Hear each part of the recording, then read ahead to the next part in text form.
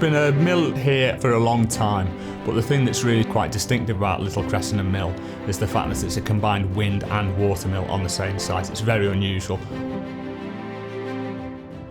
My name's Peter Goulding. In 2010 I was trained by a Heritage Lottery funded project run by the Broads Authority to be a millwright. Since then I've been working on heritage buildings and windmills. Before we had sort of real access to coal and hydrocarbons, water and wind are absolutely essential for running big machinery. The largest sort of day-to-day uses for that kind of power is to grind corn. Right through from the maybe 11th, 12th centuries, windmills and long before that water mills were used to grind corn, absolutely essential for the agricultural economy across nearly 1,000 years. The Breckland Society is one of the lead partners in the National Lottery Heritage Fund's Brecks, Fen, Edge and Rivers Landscape Partnership Scheme, which is a multi-million-pound scheme designed to raise awareness of the heritage of the waterways in the Brecks. I'm James Parry, I'm chairman of the Breckland Society, and we are running a project called Industrious Rivers, which looks at the industrial archaeology of the waterways in the area. The Breckland Society was set up in 2003. We're a volunteer-led membership organisation, and the point of the society is to raise awareness of the really important heritage of the Brecks, which cover 370 square miles of inland Norfolk and Suffolk. So it's a huge area with a very distinctive landscape and a rather unique set of attributes in terms of its waterways. The volunteers have been researching all aspects of the rivers of the Brecks through history.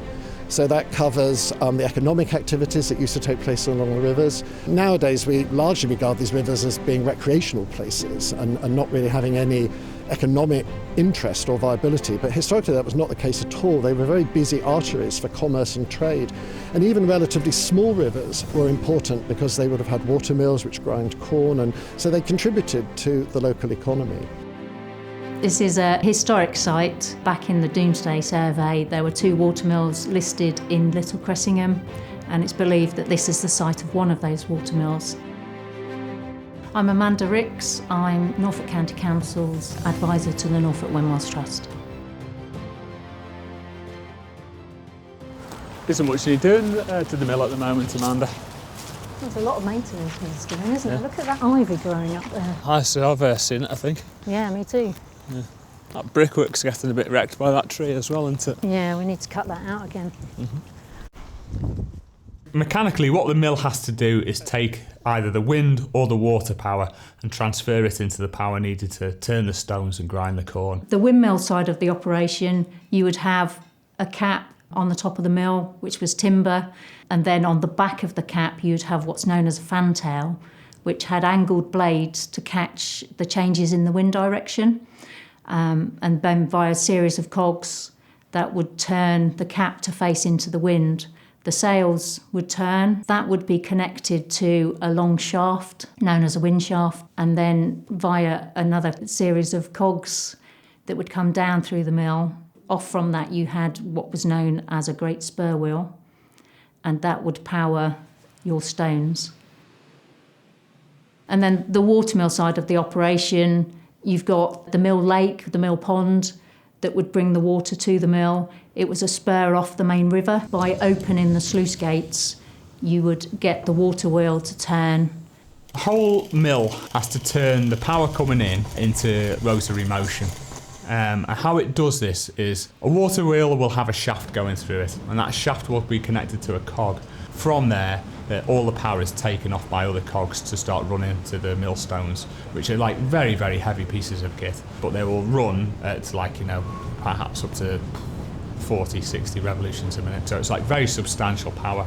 And a windmill does the same thing. It takes the power from the sails, sends it down the big main shaft that goes right down the centre of the mill, and that's connected by cogs to the mechanisms that drive the millstones. There's so much power, there's so much torque in these things, especially when you get a good head of water or a good blow of wind, that it's quite easily as well to take off more power from other shafts, unused line drives and stuff like that. So it's very usual to have auxiliary machines that perhaps dress flour or whatever machinery they want to do. Historically, they would have been really busy hubs in the landscape, and farmers would have been bringing their corn here to be to be ground, and there would have been a sense of community around these buildings. So I think one of the sort of shames about old buildings like this is that like they had people really intimately connected with their whole working lives, all of the individuals who played some part in the building's history. But once the like reason for the building's work is like over, that really disappears and no one's really involved in the building anymore. And so what our volunteers have been trying to do is pull together a portrait of what this actually meant, how it was. And we know that there were all sorts of interesting stories.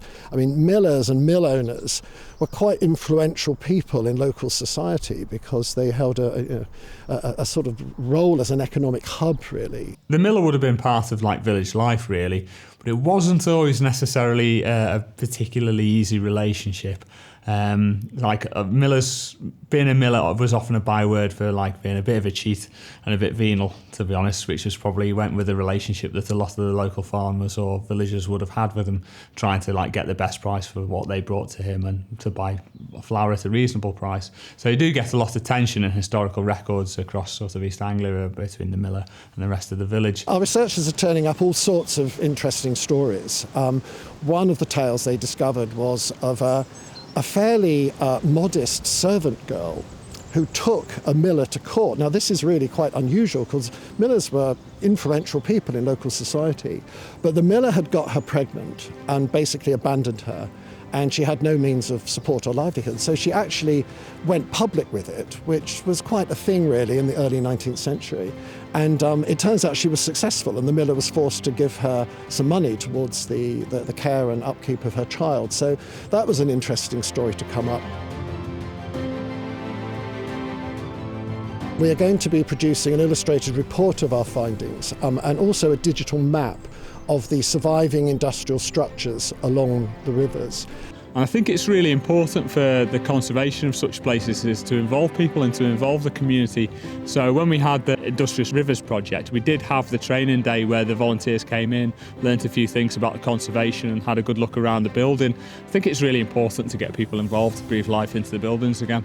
We visit some of the river sites today, some of the mill sites, which are largely actually now just like piles of bricks under vegetation. Some of them have been converted into residential use. So many mills have just absolutely disappeared, but they will survive as place names like and road names like Windmill Road or Mill Lane, very common street names in like nearly any village across the counties.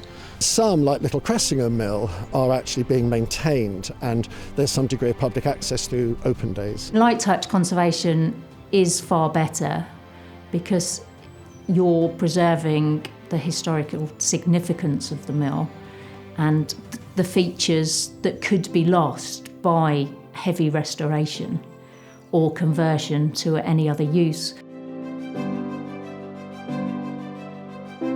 The other thing I think that has really struck us is how so much of the industrial legacy of these mills was lost fairly recently. We know of one case where an old water mill, where the actual wheel was discarded and in the river still just a few years ago, and then was then cleared away by the landowner. So, we're tantalisingly close, but we're documenting as much as we can, and we'll be making this public on our website, and hope that it will just raise awareness of how important these mills were, and how the rivers were once really, really busy arteries and not the gentle, winding pastoral scenes that we're more familiar with as we go out on an evening stroll in the summer.